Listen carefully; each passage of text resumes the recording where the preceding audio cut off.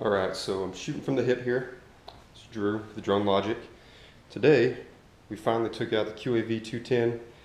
Took us a long time, about 6 hours last night tuning it, trying to get all the PIDs right so we can get the pitch and the yaws right.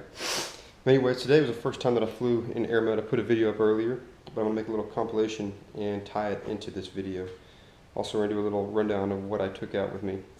Alright, so I got the salt pack right there, just a camelback bag, nothing fancy. Use bungee straps to tie down the quad on the front of it. Like everybody else, you got a Taranis X9D with a 6 decibel antenna. It was a pretty sweet, simple swap for like $6. I'll put it into the description for y'all. We got the QAV 210. As you can see, the props are definitely beat up from today. No big deal. Got a Garmin so we can mark sweet spots that we find, or whatever you want to call it.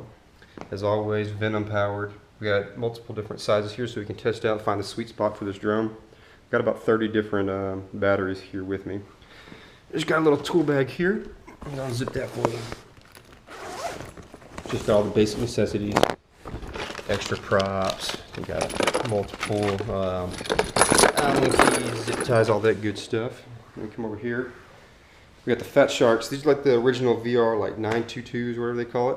And we got some E-Sheen. I don't use this to fly. What I use this, it's got a fancy DVR setup built into it, and for whatever reason, the reception is like doubled compared to the Fat Sharks. And this was like one of those things that we got for free. It came in a kit that we got with like a 250 race quad that we haven't even flown yet. But anyways, that's a simple rundown of what I take out with me, and we're going to go ahead and get to some footage for y'all. Up first, we're going to have like the Maiden voyage out in front of the neighborhood, flying around, trying to figure out the controls, see how it handles. Then we're going to move on to the next portion where we went out to a huge open gravel pit that no one uses and see what I got down there.